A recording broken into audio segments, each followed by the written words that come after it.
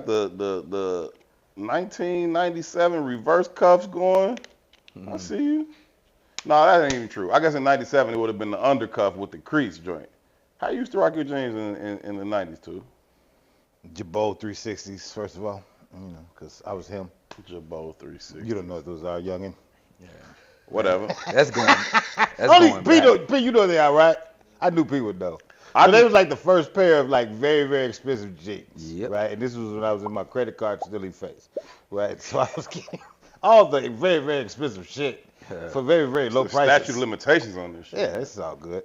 But I went to the water tower, collected about, I don't know, 10 pair of them bitches. That's why the water tower closed now. Hey, it is ain't what they it shit is. in there. It's one jewelry store. But they was like sailor jeans. Yeah. So they kind of like flared out at the bottom like bell bottoms. They was like 1960s too. Yeah. But they was Jabots, and it was fresh. Nah, I didn't get into that. I wasn't a Jabot dude. I feel like that was a type of person that. Yes, classy motherfucker now. Classy and gangsta. You know what I'm saying? Yeah. You know what I'm saying? Intellectual that was thuggery the looking type ass. of person. This is what the young ass nigga here. Boy, I swear to God. Those side pockets, boy. You had that side pocket. P, first of all. Killing them dead. P, first of all, I know that you were a Jabot strap nigga. Yes. I was side pocket. Use the mic. Side pocket. The straps came after I was doing. Yeah, the cool niggas never wore the straps. That was way past the cool nigga era. The cool nigga era was way before that. Whatever. I didn't wear none of that shit. You're absolutely right. Fuck all that. Okay? I like Sean John jeans when that dropped. That was my thing. You know what I mean? You, whatever. Whatever.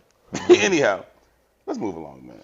Welcome to this edition of Herb and Two alongside the questionably dressed Toussaint Warner. My name is Herb Howard. Fucking with my self-esteem. Now I gotta put my feet down. Along with the Gordon Gartrell of it. Thank y'all so much for tuning in. We greatly, greatly appreciate y'all as always for tuning in. This is where we get together. We talk about issues that currently impact the black community. We talk about how those issues impact us individually and also how they impact us as a collective. Along with your help, we talk through these issues in hopes of finding the optimum solutions for how we can overcome said issues. Again, overcome them individually, but perhaps more importantly, at least for the sake of this conversation, overcome them as a collective. Thank y'all so very, very much for choosing to be a part of this conversation. As always, your input is valued. Certainly appreciate it. Anything you want to add to the conversation, feel free to do so. We would kindly ask that you please take a quick moment to like, subscribe, set the alert so you get reminders every time we drop new content on the page, and also share it with at least one person that you think would add value to or find value in this particular conversation. Again, this is Herb and Two. It is intellectual thuggery at its absolute finest. My name is Herb. His name is Two. Two. What's happening, good brother? What's up, my brother? How you? I wanted to come in here and tell you about my weekend because it was very exciting. All right, But well, now I can't remember nothing that happened. I swear to God, I just went blank. That's because But I had a good ass weekend. I love that for you. Shout out to the fight, though. I did go see the fight. You go see the fight? You see the fight? I did see the fight. I didn't go to the fight. Oh, I mean, go watch the fight. I've been to Vegas enough for some prize fights, but not that one. I hate watching fights live, though. It's an ass. You can't see it. It's terrible. No, you can't see it. It's not the same. I remember some of them you can. It just depends. But I remember watching some fight at home, and my brother Corey was in Vegas at the fight. And so we texting through the fight in the group chat, and then the fight ends. And he's like, oh my God, he used to beat the shit out of Mayweather. And everybody in the chat was like, boy, what the fuck was you watching? Like, you know what I mean? You know how people don't like Money May? It's cool. I don't care if you do it or not. I'm not a huge fan of the person, but the skill is the skill. He was fighting like, it might have been the Canelo fight. And every time Canelo throw a punch, everybody, oh! So it seems like these are connected. Like Canelo's winning. I'm like, Corey, none of those punches connected. Wasn't shit. None of those, they all caught the shoulder roll or the dip. Like, so, watching it live can be a little deceiving. And Corey was convinced that he had just lost his first fight. I'm like, hell no, boy, he boxed that man to death. I'm glad you mentioned Mayweather and Canelo because, Cómo the Mexican community. Yeah. Fuck them. They were so angry. They were so angry the Bud whooped his ass. Oh, Bud I was boxed him so up. happy. Bud boxed him up. I was so happy. One of the Bears players proposed a slight wager with me that he had Canelo. Like, boy, yo ass, this is what you get for being 25 years old. What the fuck you mean he gonna be here? I'm like, no, he's not. No, he's not. It's a lot on the line, though, man. That man gained 40 pounds. I don't care what weight class Yeah, but you're fighting in. it was like he was at 235. He went to 240, 243. Like it wasn't like he went from this to that overnight. In the ring, though, G. He looked big as shit in the ring, and yeah. as big as he was, and still be able to move. Agile as he is, still had the same power. The stamina. That's a big deal, G. Nah, Bud is him, G. Bud is him, G. Bud is him. He deserves to be in the conversation. And I love how he, it's tradition, but I love how he took Canelo's belts back. You know how I said I whoop Tank? You finally coming off that? No. I won't whoop Bud. There's a difference, right? You can honor the fact that this is different than that. I'll whoop Tank still. Bud different. So I'm watching the fight with Gene because we was in Detroit. I'm watching the fight with Gene, and that conversation comes up. The fact that I whoop Tank. And Gene honored it, right? Gene like, cuz dumb as fuck. It's your cousin. He like, cuz dumb as fuck.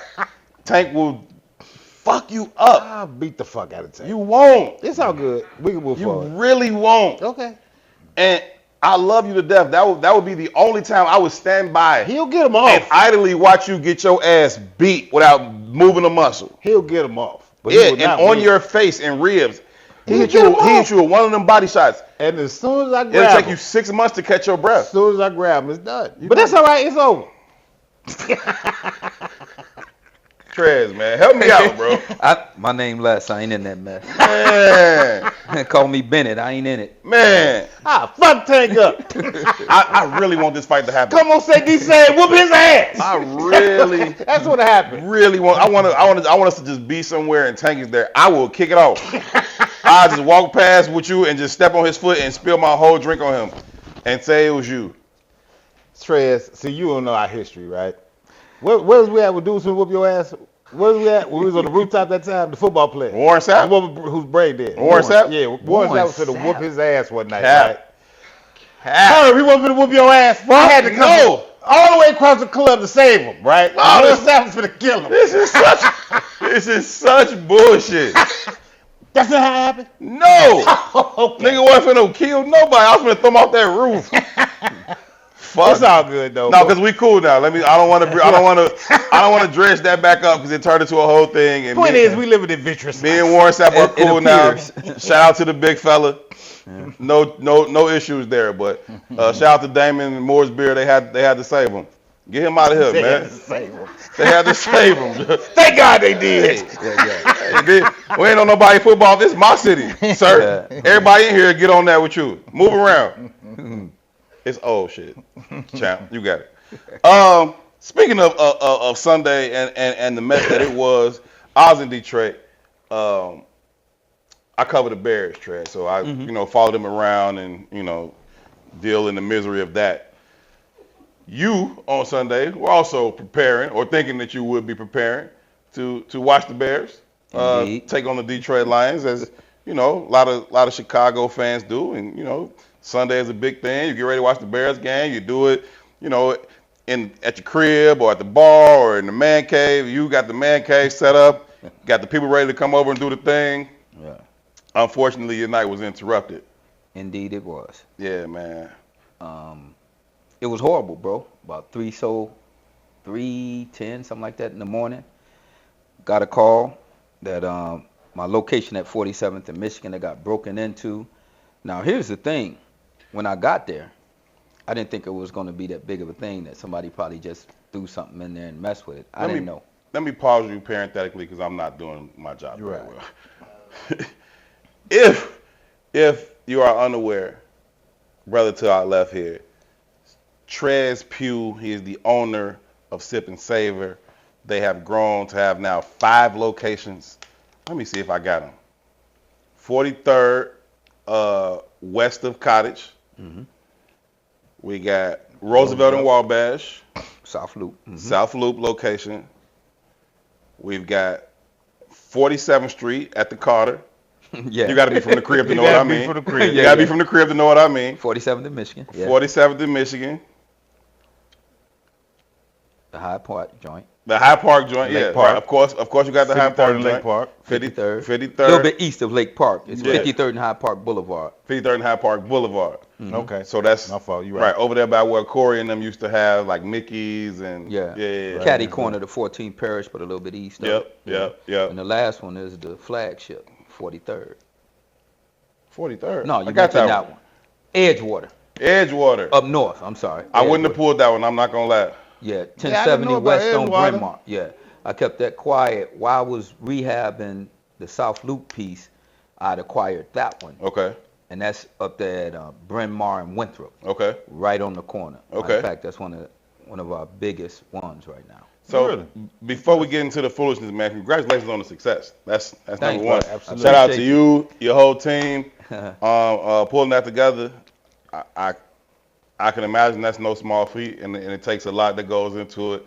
Lots of ups and downs, and unfortunately, getting back to what you was into, y'all had a down this weekend. Yeah. So getting back to what I was speaking to previously, around 3-something in the morning on Sunday, got a call that the location had been broken into.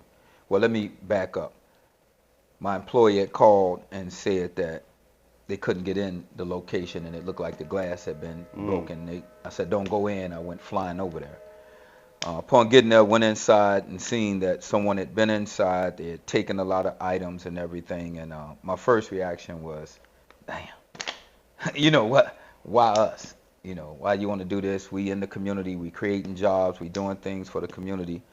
But right away, I put my business hat on and like, we got to open up. Yeah. You know, because on Sundays, people like to come there, get their coffee, watch the game and everything. Yeah. So I started getting an assessment of what was going on. I called back to my wife, said it's going to be a minute. You know, I'm going to be here for a while. Next thing I did, we got these group chats, and I put a chat out to all my officers that, hey, I'm going to be off the grid for a minute. I'm going to be here dealing with this issue. Took a picture of the door and the glass and started cleaning up, getting the glass together and everything. And that's when my content creator, Millie Frick, she seen the picture. Shout out to Millie Frick, dope content creator, master of a lot of things. Shout out to you. Yeah, she came over and wanted me to talk about it and record it. And I was still in this mode of frustration, anger, pissed off. I was like, you know, miss me with that. Yeah. I got to open. You wasn't thinking about this No, this ain't no opportunity for me to. This is an issue that we got to deal with right now, and it ain't about this whole thing. Yeah, and as a content creator, she was like, no, people need to see what goes on behind the scenes and how you deal with adversity and all that. I said, don't need to see it. All they need to know is that we resilient. Open and we get right. We resilient. They'll see a board up and ask what happened. Oh, we broken into, but we all good. Come over and get some of this Cameroon coffee here or Dangerous. We going to do what we need to do. Mm-hmm. So I went back in the back, you know, and in the back there, I got like a Chesterfield couch and a big picture of one of the Black Panthers. And I just went back there, and she's walking around, and I kind of like took my hat off, and like, you know, when I think a lot, I rub on my peanut. You know, I'm like, man. Got to pour the thoughts out. Yeah. And I'm thinking like, okay, what do I need to do? How I'm going to do this? I got to get back to the crib, let the dogs out. I want to see the game, but I got to call the police. And she was recording. And I didn't know it. And I kind of read back, and I'm thinking, and I didn't know she was recording until later on I seen it on the reel that she caught me, which was in my natural form. So I got up, and she was like, please, I need you to talk about it. So I got up, and I walked outside, and she just started recording. And I started talking to one of the tenants that live upstairs about what was going on. And she captured all that. And I think after that happened, you know, she kind of posted it, and the rest is just history. It went viral, you know. No, man, I saw it. I got back from Detroit like late Sunday night. So, you know, by the time I really got into the swing of things, it was late Monday morning when I was, you know, kind of getting into it, and I saw it. And as soon as I saw it, I hit the team, I hit two, I hit EP. I'm like, yo, do we know him, right? Mm-hmm. Like, because I found the video and the message to be very powerful. And so that's why I'm like, shout out to Millie for encouraging you to do that and then taking the initiative to do it even before you was ready to put it out or even knew it should be a thing. Right. But I thought it was very, very powerful.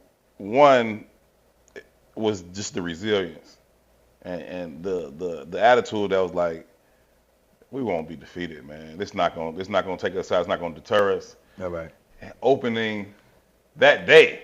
Yeah. You said our customers need. You told me earlier that the customers need. They depend on us to be open, man. They want to come there. They want to, you know, work there. They want to get their coffee. They want to get the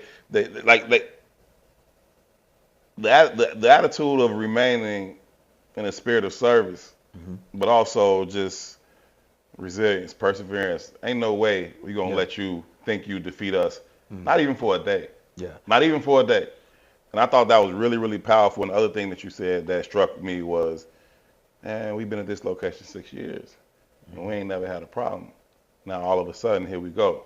Right. And I'll get into why that kind of struck me a little bit later. But I just thought it was really, really powerful. Hit the team. Two was like, I don't know the brother personally, but we're in the same orbit. I think I can get in touch. Mm-hmm. He made the call he needed to make. Got with you.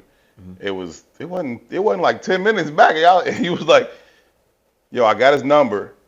And then a little bit after that, he's like, he agreed. He's like, okay, now let's turn it over to our closer, our momager E, and she bring everything home. So appreciate you. No, for one, just sliding through and being willing to kind of talk about that, because it's not a unique occurrence right now. Unfortunately, it's a lot of things going on around the city. I think a lot of it is tied to the politics and the state of America. Indeed. And people call me a conspiracy theorist or whatever. Call me whatever you want, but I think some of these things are orchestrated and targeted and designed, and like I said, we can get to that as we go. But I just thought it was a really, really powerful video and message that you put out, and I want to commend you for doing it. I appreciate that, man. It's good to have relationships, and again, you giving me this platform to even talk about it. Like I said, I always tell my team and everybody, if you want to grow, if you want to excel in anything, you got to become comfortable being uncomfortable. It made me uncomfortable talking about that in front of people. You know what I'm saying? You see me vulnerable. I'm upset. I'm usually an even keel dude. You ain't gonna see me hollering, scream, or sad, or crying, and all that. That's stuff I do in private. Right. Not that I think I'm better than nobody or nobody. Nothing like that. It's just that. That ain't for you. That's for me. yeah. That's my time. Yeah. You can't take that away from me. And for you all to be that resilient, to reach out and I mean adamant about doing something, and I'll say this to the people out there: your relationships and the network you have make a difference, because if my man didn't know who he know, right, who got in touch with me, I wouldn't be sitting here. Right. And on the strength of who he know and how he did that, in a day's time, dude, I dropped everything and came over here, because I think it's important that people know what entrepreneurs go through behind the scene that they don't see. That's why relationships matter, man. I mean, everybody in this room is an entrepreneur and do their own thing in different ways, and then we collab and do things together. But as soon as I saw it, I understood. I don't know that, but I can't just hit him like, yo, come on our pod, right? Whether you heard of Herb and Two or not as a podcast, this is not the way to go about getting it done. It was going to be a situation where, well, hell, we are who we are. He is who he is. We got to know somebody. It can't be more than 1 degree of separation. Right. Let's see who got that degree, and it was bro. Yeah. Much like you, man, we're beloved in our community, right? Because we kind of are cultivated from a lens of community first. And I feel like that about Sip Savor. Though I didn't know you before today, I'm in Sip Savor all the time. Facts. Right? It's just that. part of the culture, right? I live in the neighborhood. Eve spoke to you a minute ago about her living in the neighborhood. We all in the neighborhood. But it's interesting. I didn't even see the video, right? But just hearing her speak about some of the conspiratorial messages that might be in the neighborhood, in the conversation, I had a very interesting experience on, where is it at? I believe it's 47th. It was on 47th when we had the uprisings, right? Shout out to Coco, who has 2 fish on 47th, and shout out to Coco for sure. and shout out to Chella, who had a party shop on 47th at the time. Now, if you outside of the city of Chicago, Coco is a black-owned crab shack. Chella's a black-owned party store. The rest of that is kind of Arab, kind of Indian, kind of, it is what what industry looks like in black communities, right? During the uprisings, they tore that block down, right? And I was out there with them, not tearing it down, but because of kind of the rapport I have, couple pair of Jordans, the higher ups asked me to come out there and help them manage the crowd. Right. And without any convincing, they tore down everything but those 2 stores. And I was so proud of that. Yeah. I was extremely proud of that. Now, on my way to the crib, after they tore down them stores, I see a group of white folk walking with these anti-whatever messages. And I was like, man, where y'all going? They're like, we going to do da-da-da. I said, no, This the ain't fuck got nothing you to do ain't. with y'all. Move the fuck around. Because they don't have the same understanding of or anchoring in community, right? And I'm not even opposed to what they came to tear down, because they definitely came to tear down, right? But they don't have the understanding of what's ours versus what's not, and how we treat ours versus what we do to what isn't ours. So it's just very interesting to me to have that one experience, and then to think about the conspiratorial concept that most people never believe in, the politics of that specific community, because it is politics specific to that community in context to like black wealth, in context to like black power in this city. That is the anchoring point. You know what I mean? Right. So oftentimes when I hear these stories about things that happen in that community, I wouldn't doubt if you pull back the layers, there's something else at play. Wow. You know what I mean? It's always very interesting to think about. It wouldn't surprise We me got at all, man. that's the most diverse ward in all the city of Chicago, economically and racially. Right? This is data driven. This ain't a thought. This is what it is. The math of it, right? And to hold that ward, or to have business in that ward, or to operate in that ward is very, very powerful. Very, very powerful. And it influences the politics of the city. Right? So when you think about the politics of our city in this moment in time, right, I'd argue that the National Guard being called to Chicago, or just Trump's whole campaign against Chicago and black mayors in general, there's a move to uproot him. And the way you do that is create imagery to make him look bad. Right? Every day I turn on Instagram and there's something else saying, this happened in Chicago, this happened in Chicago, this happened in Chicago.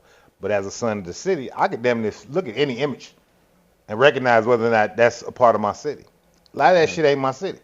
Even in the messages, sometimes they'll say, this happened in Chicago, and you read it, be like, in Lansing. That ain't Chicago, motherfucker. Right? But it's all a targeted attempt to remove him out that seat. So it just was very interesting to me. So I'd love to hear the conversation around what you thought happened. And I even had a chance to even think about most of it, but some people have said, because you know, my girl Jackie got hit at Fat Burger. Just heard that Garrett's got hit, and it's like, what the hell is going on? Yeah. And for me, you know, I think about, you know, my first place on 43rd. Not gonna digress. Somebody threw a brick through there like maybe 3 or 4 years ago. But this at the time, and I don't know if you guys remember, somebody was going down Hyde Park and busting out all the businesses' windows.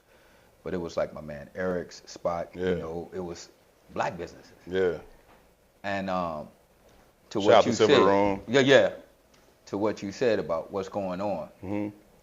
I don't know for sure. You know, with my background being in law enforcement, I try not to think about stuff. I deal with data. Right. I deal with What do we video, know? audio. What do we know for sure? And it ain't what you know all the time. It's what you can prove. Right. Because I could know something happened. Come on, Can I Lonzo. prove it? Training day. Yeah. No. So I hear what you're saying about all that, and I would hate to think, man, that we at a point, and it's disheartening, that people would do that to our stuff, especially when you creating jobs there, you changing communities. That's the problem. You bring in elegance, class, you bring in peace of mind and serenity, because that's what I like to think about in my coffee houses. You know, we based on what I call the 5 C's: crisp, clean, classy, consistent customer service. Love it. And the fact that he mentioned about politics, he's not never lying, because all of them come to the shop. From Kwame Raoul, Shout out to Kwame Raoul. all of the mayors done been in there, from Rahm all the way down to Lightfoot to now, you know, Brandon, all of the senators and all that. Once you got that kind of setting or that venue where people feel comfortable enough where they can come in there and meet their constituents there, you must be doing something good. But here's the thing. I think we talked before we came on about association can bring about simulation about certain things. I'm very particular about what I say and what I do at the time because I don't want to be associated with something that's either evil or bad or doing something that's not right for us. Right. Also don't want to be associated with somebody who's keeping their foot on our neck in their own way, economically or whatever. So for me, man, I'm very particular and I'm very guarded on what I say about certain things, but you guys done put something on my head now with that to make me think about, okay, what the hell? It's so interesting because when you said that, that was the first thing out of my mind. I thought we were thinking the same thing. I was like, oh shit, I hear you, bro. And it was like, oh, that's not what you was. But that's what when you said, man, I've been here 6 years, we ain't never had an issue. And now all of a sudden. Right. I'm like, what changed? Yeah. What changed to me was, y'all want to send the National Guard here. And you need backing and support. This Chicago, we ain't just going for it, right? We're going to resist until we decide, well, maybe that is the best thing. We already got some black folks in this city or some dark-skinned folks in this city that's like, yeah, bring the National Guard here. And then what better way to do it than to start attacking black institutions? To get them riled up to want to say, hey, come protect us. Oh, they fucking with Sip Savor. Try to bring, Fat Burger to 87th Street. They fucking with that. They try to, like, it's those types of things that would add support, garner support for such a movement. And to me, justify it's like all this happens at the same time. These particular places at the same time. Yeah. And that's not to say that, a group of members of the government did it, but a small check go a long way in the hood. You know what I mean? A small check go a long way in the hood. A fifth of Henny go a long way. I was going to say, we joked about, we weren't joking, but we was talking about before the show came on about some of the minuscule things that they were taking as opposed to what was available. And it's like, a small check go a long way in the hood. You know what I mean? And it's like, listen, I don't know. It's not beyond the realm of possibility. I look at the history of America, and nothing about the history of America tells me that's beyond possibility. Yeah. I feel you. So, that I'll leave it at that. I'm not trying to get you to go too far into that. I know you've been focused on just, healing and cleaning up and getting back to your people. Right. But that was the first thing I thought when you said that. I was like, man, I can show it to you. I'll show it to you in the text when we get on the show. I quoted that part of it when I told them we got to get the brother on. I quoted that part of it. Like, that jumped out to me. So I'm just glad, like I said, that you and your team have the resilience and the foresight to say, we're going to clean this up. We're going to board up. We're going to open the day. Clean up, board up, open up. I'm serious, man. And for me, the resilience piece is everything. Me saying I'm not going to be deterred and all that. From being in the Marine Corps, being a Fed, been married 42 years. I done been through it all. Yeah. It's minuscule. It's minuscule, but it's small still thing hurt. To a giant, but it hurt like fuck. Yeah.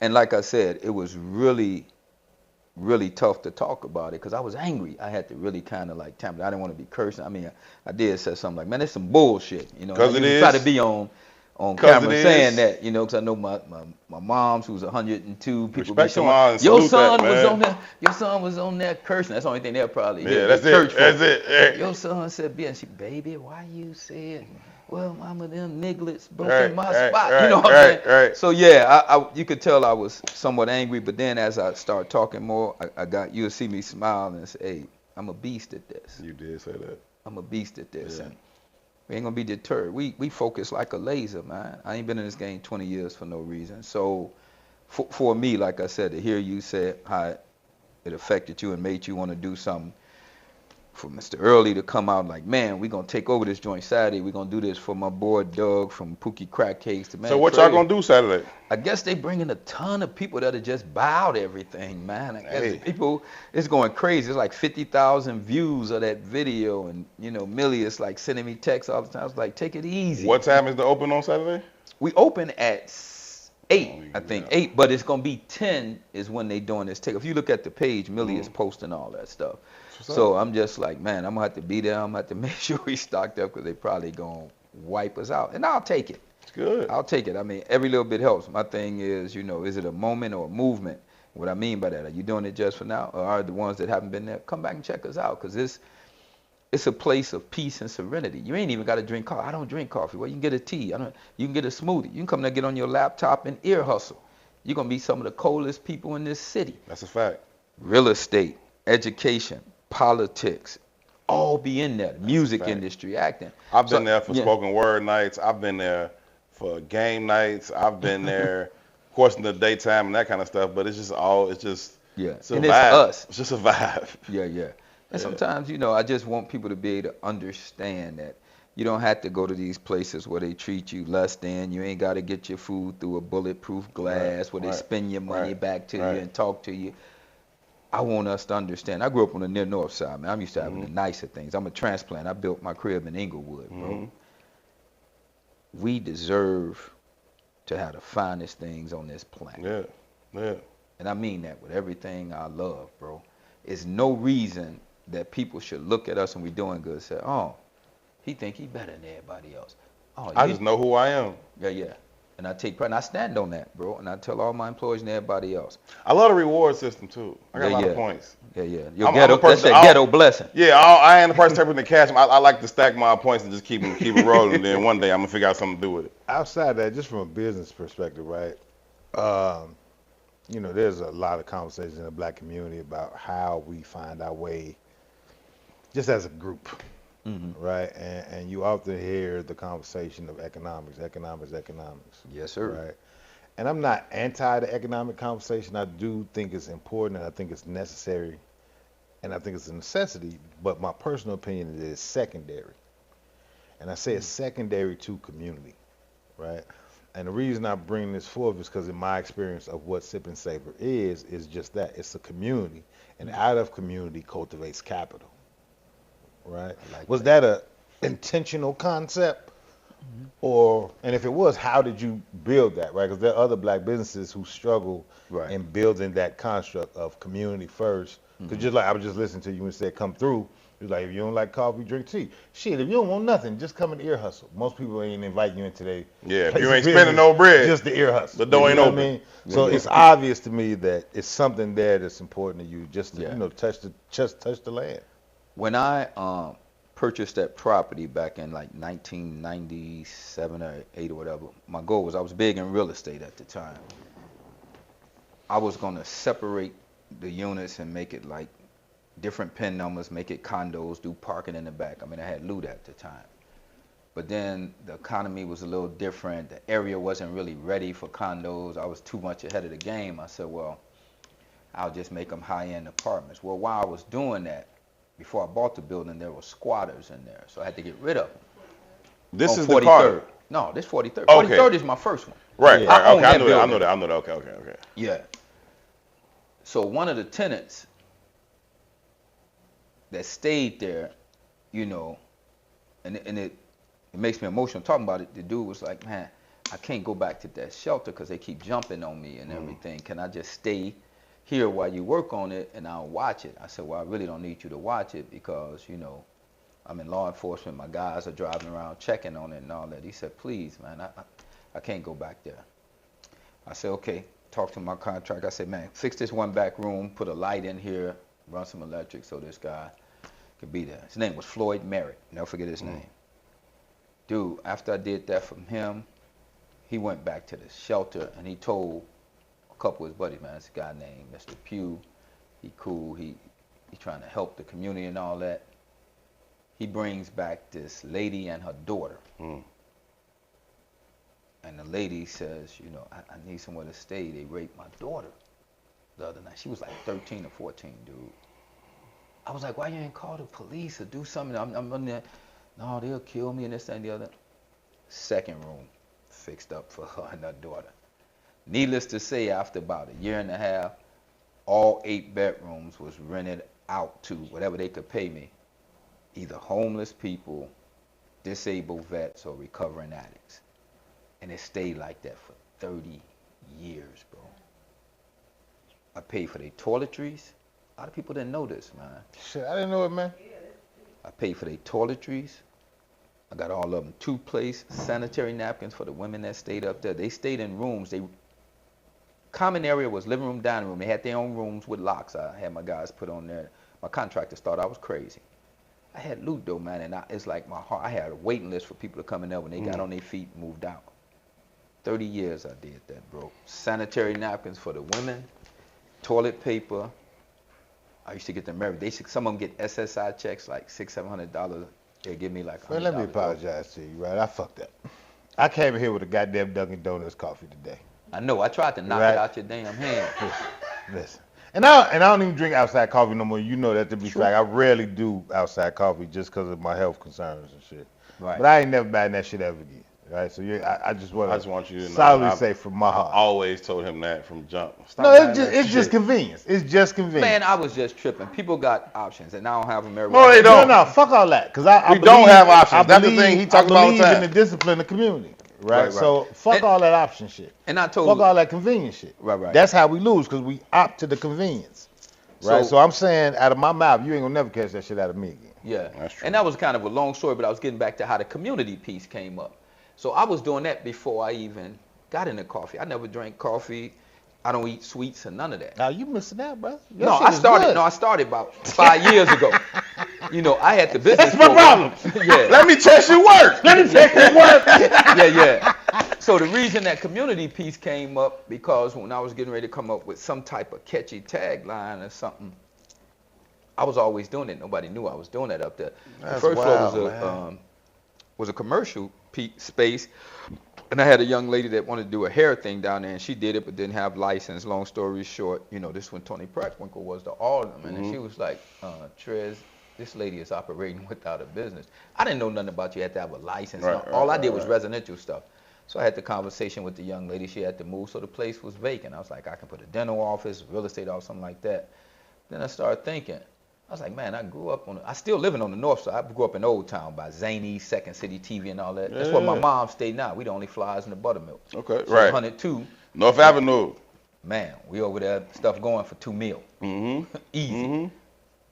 I said, man, I want to bring the north side to the side. I'm going to bring a nice little quaint coffee house, not a coffee shop. I had loot, hardwood floors, put a waterfall in there, TVs. And for the next year, you know, I think I made $3. People come there looking at this nigga on drugs. What the hell is he What is thinking? going Because on? it was vacant lots everywhere. It was pooking them and It's all the that. inside out. You got to feel worthy of that shit. Yeah. Otherwise, it just looks foreign to you. Yeah. But I had vision. It's like a blank palette when you're in rehab. You come into a place and you see hypothermic needles, the ceiling falling in. Yeah. What I see is a ceiling fan up there, hardwood floors, a sink and all that. When I looked at that area, I said, Dan Ryan here, Lakeshore Drive here. I said, this area gonna blow up. prime. Sooner or later, I just gotta hold on. So that was my thing. And so fast forward, it started to get momentum. It became a destination spot. People like, you went to that coffee? You like driving by somewhere in the desert, then you see a nice pool. It's like, sure. So that's As what it once became. was. And so that's when I said, man, I thought about the people upstairs. I thought about what I'm going to do here. I said my vision was to see architects come in. Because I was real big in real estate. Developers, they can come in and go over their contracts, teachers, you know. I said, where coffee and community meet. And that's our tagline. It's on the back of our mugs and all that. And it's been that ever since. It's beautiful, man. It's So beautiful. that's how I came up with the community piece. We've had work meetings there. Shit, that's when we had one meeting there, and we was talking about what's brother name, Beckham. Phil. Beckham. Yeah. We had Jeff, but Phil Jeff is his left. brother. Jeff has been on the All show. of them started their businesses in. That's not what I'm talking about. Jeff was on the show. Right. Phil was in the restaurant the day okay. we had was in the coffee house the day we had a work meeting up there. Yeah. I'm talking about us, G. I should have charged them rent. They used to post up in there, bro, and see all the women come. They get in the back. Because, you know, after a while, you know, women would come next. They know they wouldn't get bothered. They'd come there and get on their laptops. Them idiots would be at the back. Yeah. Man, I love this coffee Our shop. brother Sadiq had a vegan barbecue joint there. He had a barbecue event there. I can't remember if it was like a game or if it was just the food and whatnot that In day. the back on the patio. In the back on the patio. Like I said, Tony always have an all-white joint house music thing there. People come from New York, LA, and everything. Every fourth they have that there. A lot of the high schools, Julian and Lincoln Park, which I went to, used to be Waller. We have reunions there. I mean, it's safe, it's classy, it's elegant. It's a place where we can go on 43rd and feel come. Who would ever thunk it? It's a beautiful you know what I'm thing, saying? man. And that's what I'm trying to change on 47. You know, you come by that corner, outdoor patio, come inside, you got the copper ceiling, the flat screens, you know. Beautiful. Yeah. It's beautiful. I want to shift gears just a little bit, well, kind of a lot to be honest with you. But I saw your latest 2-minute drill, man. Um, dope. First of all, shout out to you. Shout out to P. The production was fire.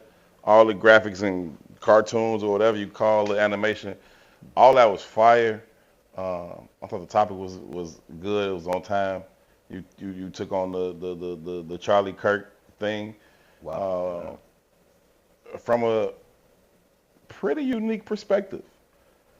I've seen a lot of perspectives about it. Everything from they killed our hero to fuck that goofy ass white boy to yay, kill him again if you can.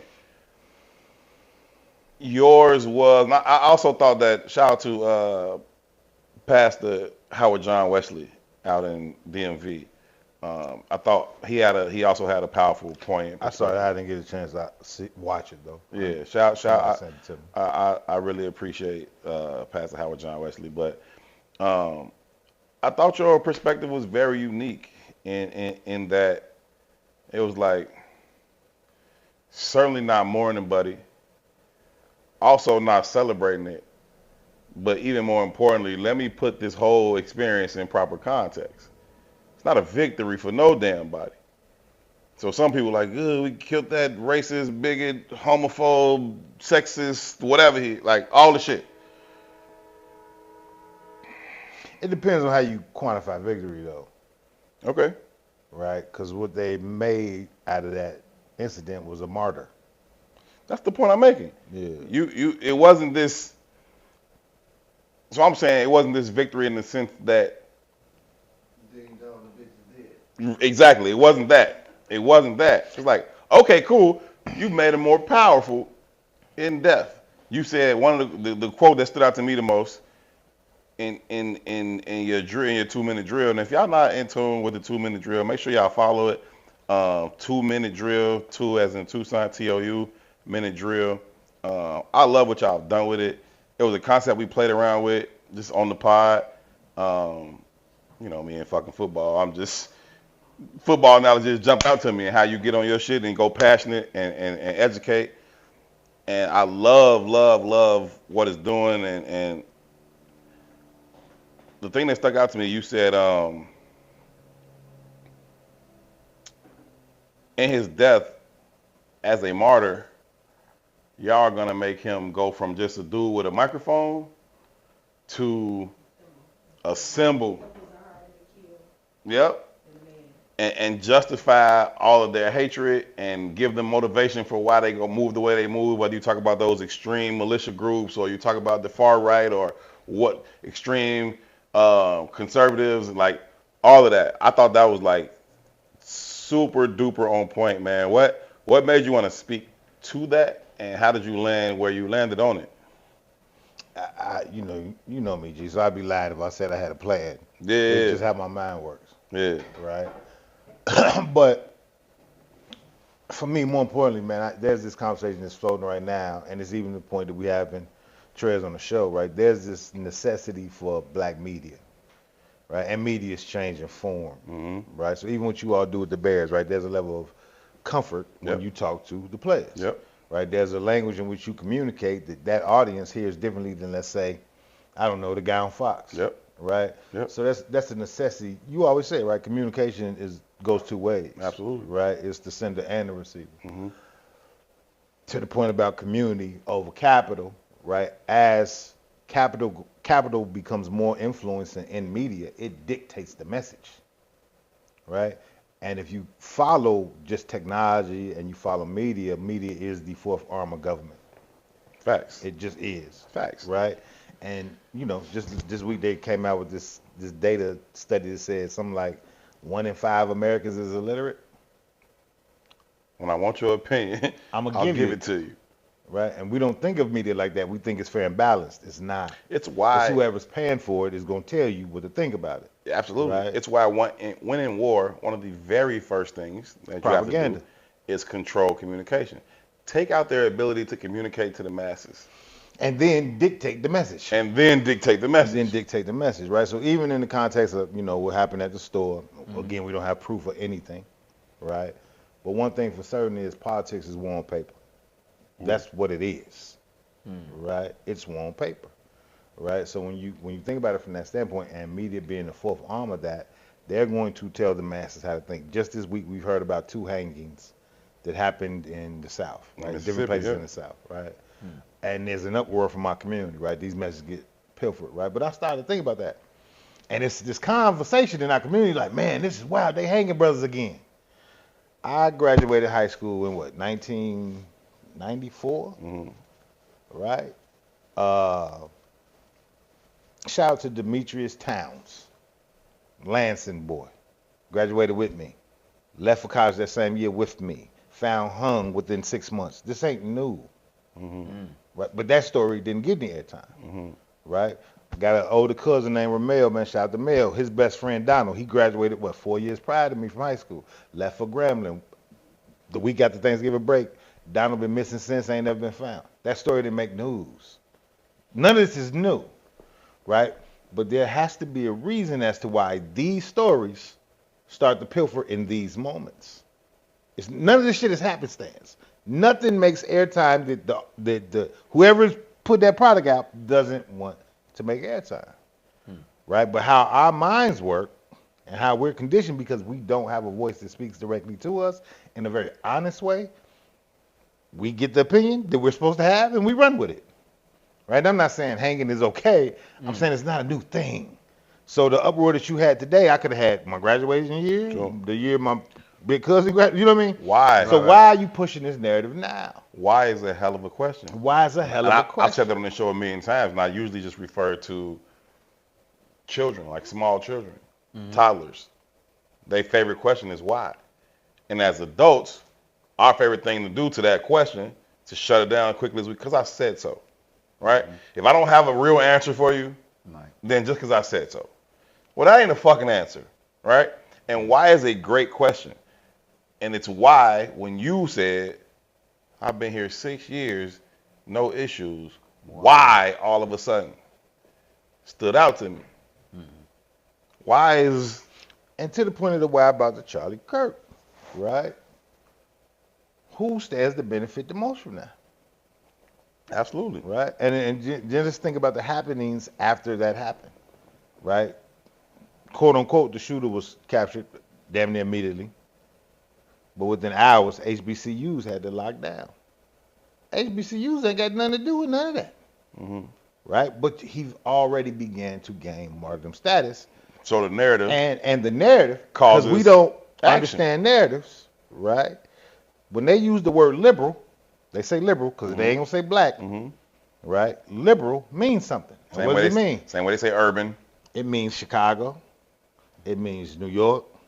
It means areas where Detroit, Atlanta. Where we're the majority DC. demographics, right? And now we have someone to blame for our issues. Now, in the actual incident, even how the media is projecting it, we had nothing to do with nothing. But we got all the things to do with the consequences of said behavior, right? And there's going to be a response from that if the message keeps filtering the way it's filtering. And I got to feed the other side, too. You got to feed both sides. And there's the why for the hangings. All of a sudden, it's very interesting. Coming out as news. It's like, well, let me piss them off, but I also got to piss y'all off too. And then let's just see. And then in chaos, nobody can deny the National Guard coming through. And then in times of extreme chaos, nobody can say we should probably change leadership right now. And now I give myself a third term at president. And it's a bunch of other. Just a lot of shit, man. Octopus, right? Just a lot of shit, man. It is what it is. But my point or my objective is, and it's why we speak on these microphones, is because, one, I have a certain appreciation of just the game of politics. I just do. You know what I mean? It is the most gangster shit you could be involved in, right? And it leverages everything, right? It's the engine that runs business. It's the engine that runs your social programming. It's the engine that runs your house, whether you're conscious of it or not. Right. I'd argue the way we look at relationships is a direct definitive of how the politics in that community operate, right? If you was somewhere over in the Middle East, you'd wear a burqa, because that's the politics of the country, It just is what it is, right? And you'd accept that as my norm, right? So it's just interesting to have and we should have a different perspective of said thing because we've never been allotted to play in it at a fair level. So we have to protect ourselves from some of these messages, some of these images, and we need people who have an awareness that can do so. Yeah. You know? That's deep, bro. You know, some of that stuff just, you know, it just goes that way, man. You know, it's worth the conversation. We gonna get ready to get out of here in a minute. On the locations, what were some of the challenges of growth and expansion? You and I talked about some of the challenges on what we all know to be prime real estate. You know what I mean? Roosevelt and Wabash, right off Michigan Avenue in Chicago. You got, you know, the Field Museum and Soldier Field and everything else. It's where you want to be. Yeah. There's foot traffic For days. for days. High rises everywhere. Everywhere, right? So you got every building around you housing 1,000, 2,000 people. Yeah, like it's ridiculous. you got a major train stop right there. Who don't want to? Quick question though. With all that foot traffic, what's your most lucrative location? Edgewater, up north. I was wondering that. Yeah. So, by far. And Hyde Park comes in a tight second. It's your location, so I won't ask you to speak to this, but I'll speak to it because I've got a partner that lives on that corner as well. We talking Wabash and South Loop location. That South Loop location. Roosevelt, okay. And it's an interesting place. It's a very, very interesting place. It's one of the places where the CTA train system transfers from here to there, that line to that line. It's a hub. Mm-hmm. It's got a major grocery store. It's got the transportation, obviously. It's got Lakeshore Drive. It's got Michigan Avenue. It's got all the shit. In my opinion, it also has an open air drug market. The clucks are abundant. Instead of the opinion. The clucks are abundant. Okay? Sometimes I park and go to walk into the business like, what the fuck, son? Like, what are y'all doing, son? And unluckily for you, Right. one of the spots where that, you know, the locals, if you will, and they can't really actually be locals as well. But one of the places that they choose to congregate is right there in front, on the side of my spot. Right there on the side of your joint. Yeah. Them and all the pigeons that relieve themselves. Right. Exactly.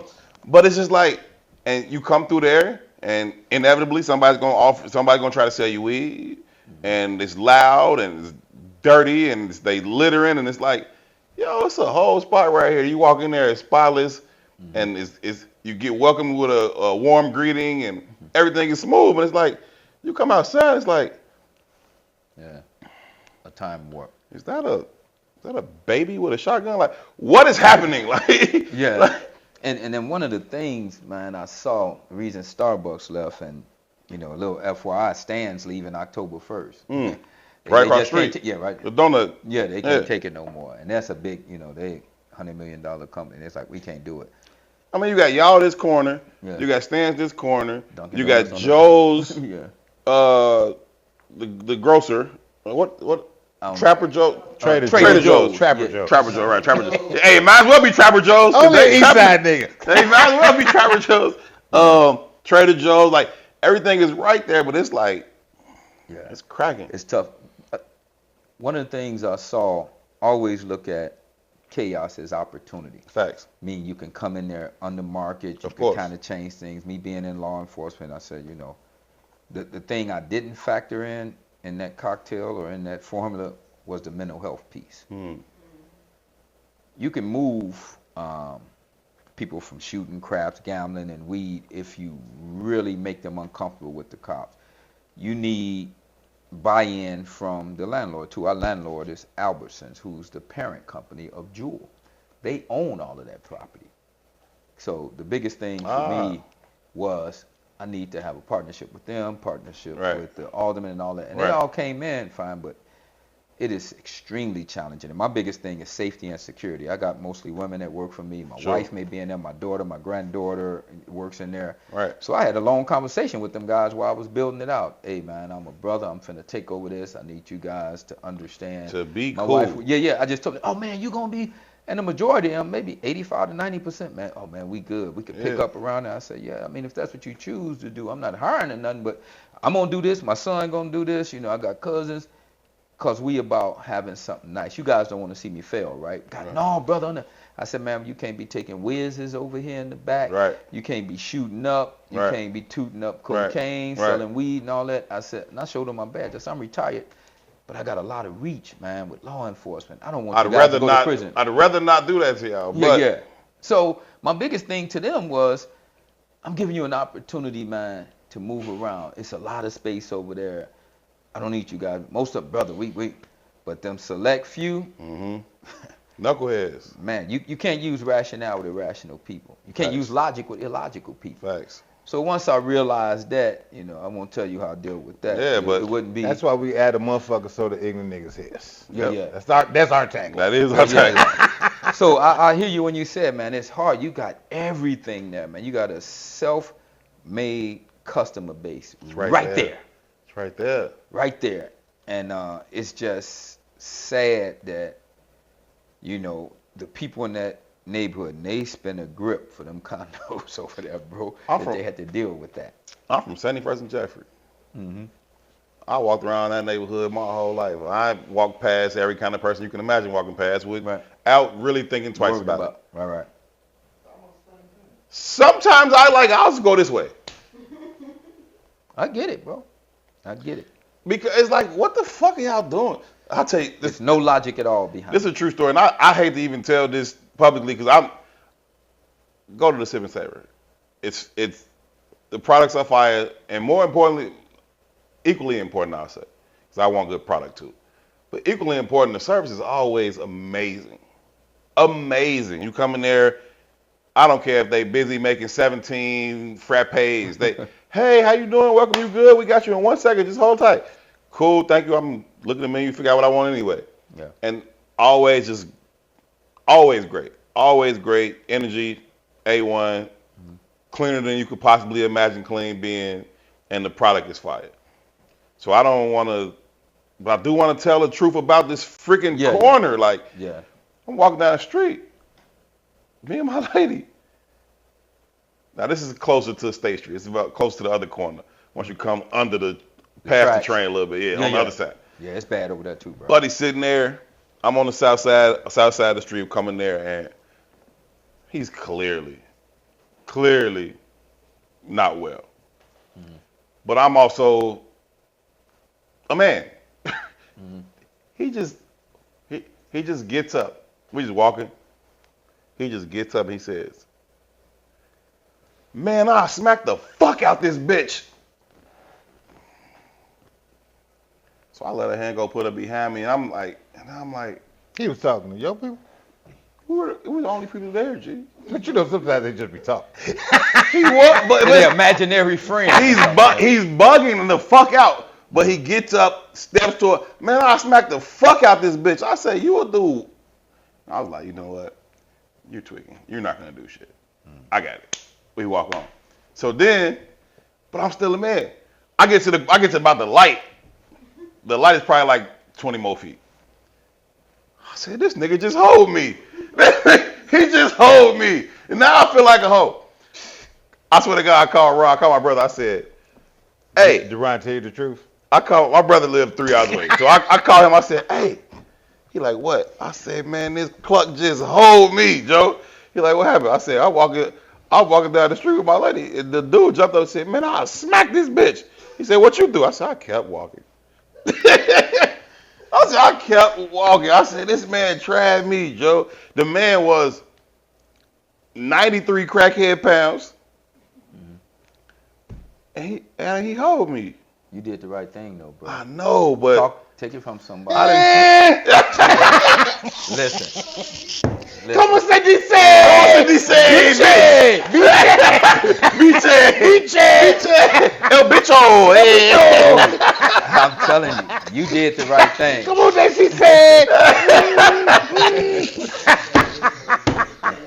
I'm telling you, you got too much to lose, bro. Oh my God! In a moment's instance, the decision you make in the nanosecond can change the whole trajectory of your life. No, that's facts. I done sat down in cells with guys I done arrested in the Fed, take them to club Fed, and I mean, they guys just like you. Had they thing going for a minute. Listen, I'll never forget this one guy that I arrested. I'm sitting in there, and man, we talking. Just get the readings right and everything. He said, man, the difference between y'all and people like me is, he said, you told me when you was in an interview, he said, sometimes you got I got this thing, I said, engage brain before opening mouth. Or once you do this, you ran out of ideas. I tell my son that, man, once you ready to fight, you ran out of ideas. If you can walk. It's people dead right now. It's people in prison. It's people that's paralyzed over words.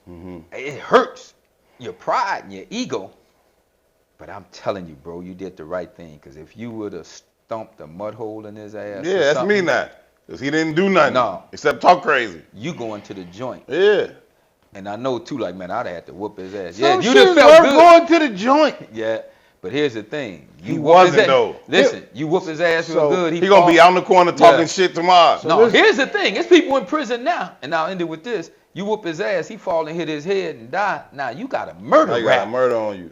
Now, you may be doing 10 to 15. Now, your wife or your kids ain't got you there. You done lost everything. This dude ain't got nothing but a little box up under. So, real quick, and I know y'all don't agree with me. And I'm all right with that. Yeah. Right? But even just talking about the setting of Sip and Save, right? And not Sip and Save, but the corner. The corner because it ain't Sip and Save at all. It's that not everybody dealing with it. Yeah. It's that corner, right? And for me, what it is emblematic of the rest of the city, and which is why the city kind of gets the rap that it gets. Right? On this corner, you have symbols of uber wealth. Yep. Uber wealth. Yep. Everybody, you know, the most wildest shit in Chicago, in the history of my experience in Chicago, is riding down Lakeshore Drive on a Monday at noon and hitting North Avenue and wondering why there's 8,000 white folks being able to be at the beach. At the beach. What the fuck y'all got to do? It's Monday. Why y'all at work, right? It always baffles me. Or Wrigley Field. It baffles the fuck out of me. Like, how are you here? Off the beach. Right? How are you here? And that corner is, excuse me, representative of that energy. On one perspective. You know, and the other perspective is this desolate, lost, lack of resource, downtrodden, just nothing. And if we go through the city, that's fucking everywhere. We talk, Old Block is on King Drive. So is some of them goddamn $1 million, $2 million, $3 million gravestones. And it's a stone's throw away. 22 caliber bullet travels 1 mile. That ain't that far apart. You understand what I'm saying? So on one hand, you got this extreme poverty and extreme wealth on the same straight line, right? And it creates these disparities in thought more than anything. In thought more than anything. Because that corner, them people walk past them people like they ain't there. Every fucking day. They don't even see them. Right? And the people who are not being seen recognize, I'm not being seen. Nobody gives a fuck. Right? And as capitalism gets more and more aggressive, right, that's going to become more and more normal. And we're at the bottom of that conversation. Right? So at some levels, there is some levels of compassion, but that's going to build, or that's going to create an environment where it's a lot more of those Roosevelt corners. And as the men in our community, it becomes our it's our only fucking responsibility, in my opinion, is that to protect of the community, specifically those our women. And I know I'm not saying, you know, hurt nobody, kill them, but there has to be a standard. I think the reason the shorties run wild is because the men don't have a fucking standard. That's what it is, because everybody fucking scared. At some point, you got to stand on business. I feel you. Sticking with that example, I don't know how me punching that Cluck dude out, and he's an older guy too. I don't understand how me punching him out fixes anything. And again, right? Instant I gratification for fuck you with, feeling better because that's the fuck only with thing you you're saying It gonna don't get from. fix anything, Yeah, though, ain't gonna right? fix it. I fuck with you saying you done ran out of ideas when you start to move to your hands, right? But I also understand too that at some levels, this is still communication. Mm-hmm.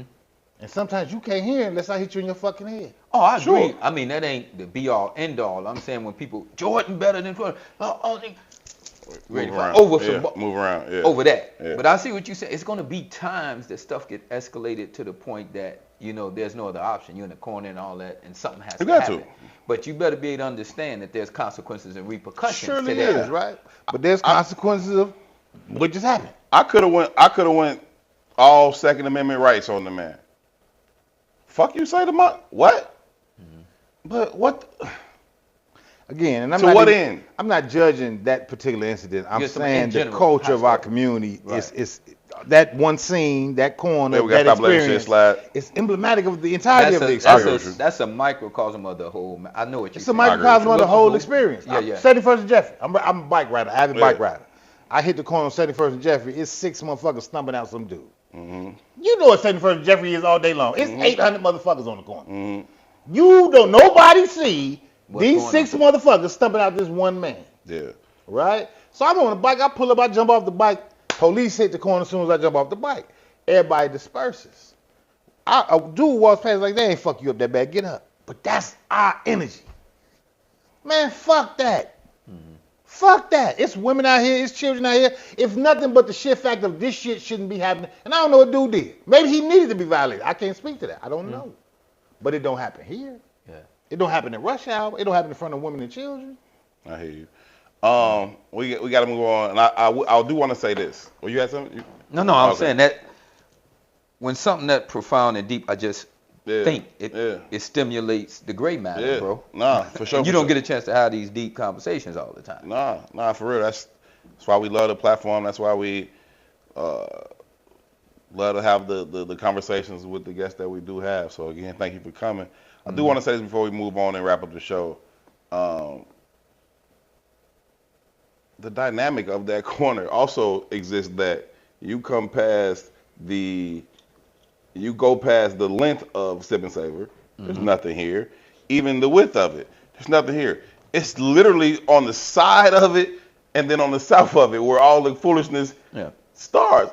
But they do give the respect of wall to wall through the doorway and wall to wall to the back. And then you get to, the incense candle man and his truck, and then the foolishness that happens that way and then that way too. But And I don't know if you noticed, I went even farther. It wasn't even in my budget, man. I busted up all they nasty concrete and built a private patio to push them ninjas even farther back. The patio is all new concrete. You can't come in off the street like the average patio. You got to come through the shop, past all them 8 cameras, and you got to buy something before you can get access out there. And my vision is, people like us sitting out there having a cigar or some vino, no different than if you over there at Tavern on Rush where I grew up, or Frog Bar. Yeah. You should be able to do that. And I still envision it. Am I gonna be able to pull it off? I don't know. I think you will. I'm gonna bet on you. I wouldn't bet against you. Yeah. Before we get out of here, do dinner time, and then we out Dinner time. Yeah, 100%. We gotta hit dinner time. So what we do here What the hell is dinner time? is a game called Dinner Time, a segment called Dinner Time. It's not really a game. Segment called Dinner Time. Shout out to Bump J, rapper from Over East, that had some Dinner Time references in his songs and mixtapes. Well, we asked every guest that's been here to do it, everybody from the mayor to whomever. Go throughout history, any point throughout history. Dead or alive, you're going to pick 2 people that you would want to have dinner with, to come and have dinner with you. 2 people, any point throughout history, dead or alive. The tagline of our show, as you see on that wall over there, is intellectual thuggery. The concept being that it takes intellect and brawn, the gumption and the brains to accomplish anything, really. So we're going to ask you to go throughout history and pick 2 people to come and have dinner with you. One of those people must represent that of an intellect, as you define it, not as anybody else defines an intellect. And one has to represent that of a thug, also, as you define it, not as anybody else defines it. Who are those 2 people? Which one is the intellect? Which one is the thug? And why are the three of you sitting down for dinner? Man, that's deep. The intellect, I would probably say Thurgood Marshall, man. I would love to hear his story about what he had to do and what he went through to be on the Supreme Court, the first brother to do that. Mhm. That would be interesting. Mhm. The thug would probably be Tupac, man. I thought that dude was brilliant. I didn't care for all the cursing and the hoe and bitch and all that. But as a poet, and I'm not a big rap dude, I thought if he wouldn't have been killed, man, he was going to get into the acting. This dude was going to be something. So I would like to sit down with him and like, where's all this anger coming from? And why is it always women, bitches, and all this stuff? Yeah. Just try to get in his head. So Tupac as the thug and Thurgood Marshall as the intellect. That's the first time we heard Thurgood Marshall. I salute it. That's the first Thurgood. I mean, the first thing I thought was Martin Luther King, but I mean, I kind of... No, we've got a new rule. No Dr. King, no Right. Malcolm X. Right. I thought about somebody that was... Too easy, huh? What are the three of you sitting down to dinner to get accomplished? I would try to probably find some common ground on what do we do as a people. From his point of view, Thurgood Marshall, the stuff he struggled and went through, what Tupac went through, and try to find some middle ground. Because I'm nowhere near that much of intellect. I'm nowhere near that much of thug. I can be that dude. I can, I'm a chameleon. I can act like I'm intelligent and shit, You got the law in the streets. Yeah, and being in the Marine Corps, I could do the crazy and all that. But I would try to find out what is our common ground. How can we all agree on something that would help move us as a people forward? Not only just economically, but socially and everything else. Would we be able to come up with something, a game plan or some structure or groundwork that we all could agree on? That would be interesting to see if we can all stand up and say, this is what we're going to do. Yeah. Because I could see Tupac, no, nigga, we ain't doing that shit. Thurgood saying, watch your mouth. Right. And me saying, well, we could do it without that. That would be interesting. Nah, I love it. We always love when somebody introduces somebody new to the dinner party. And that was the first time that Sir Thurgood Marshall was invited to dinner. Yeah. Very, very worthy attendee. I appreciate that. No problem, man. Thanks again for coming through, man. Thanks again for Absolutely, the decades you made it. of service, man. We truly appreciate it. Man, I appreciate you guys, man. Anything we can ever do to help with the mission, let us know. We'll be there. We'll pull up. We'd love to do a live pod, at one of the y'all got locations. me now, my man. You got my contact now. You in like Flint, man. Just so let me know, man. My casa, su casa. And if you, like I said, not if, you guys are doing something positive, you got a platform that I think is real, it's unadulterated, it's authentic. Yeah. I didn't know it was this authentic. This thing started and y'all just straight clowning. I was like, what I done got myself into? I was like, damn, I can't walk off the set. I mean, y'all just raw with it. Como se dice? Exit. I probably should have watched the clip. Watch the couple and see what's going on. Yeah, I was like, I just gonna trust, Kiana like that. I get on here and y'all just straight clowning. I'm like, that's okay. like. So I'm gonna send you a clip from the mirror. He said almost the exact same thing, but, Man, it was like 5 minutes into the show. He was like, "What the fuck is going on here?" Yeah, I was like, man, with the water bottle, I was like, man, how do I get out of this now? Because I'm stuck now. I kind of peeked up there and see if the camera was like, maybe I could just. Right, maybe they ain't on me yet. Can we air that? Yeah, we just get that in there. But yeah, sometimes people need to hear uncut, unfiltered, straight, no chaser. Yeah. But it's still the intellectual piece. Yep. It's bringing in all the data, the facts, and all that. And I was impressed, bro. I mean, y'all got a different way of addressing things, but hey, I thought it was very nice, and I learned a lot. Y'all pretty deep, man. I appreciate Thank you, brother. You. We do appreciate that. Again, salute to you, the whole team. Y'all continue to do the great work that y'all have been doing, and I know y'all will continue to do, man. I appreciate you, man. No That doubt. is brother Trez Pugh. He is the owner of Sip Savor. 5 locations around the city: South Side, North Side, South Loop. Yeah. Pull up. Yeah. Pull up. You do not have to go to Dunkin' Donuts. There you go. Don't blink. We on our way. See. We got to get out of here, man. Thank y'all so much for tuning in to this episode of Herb and Two. Huge shout out to P.I. for doing all of the hard work behind the camera. Shout out to E4O for being E4O. Truly appreciate both of y'all. For 2, I'm Herb. Again, special thanks to Brother Trez. Y'all be good to each other. Peace. Deuces. Assalamu alaikum.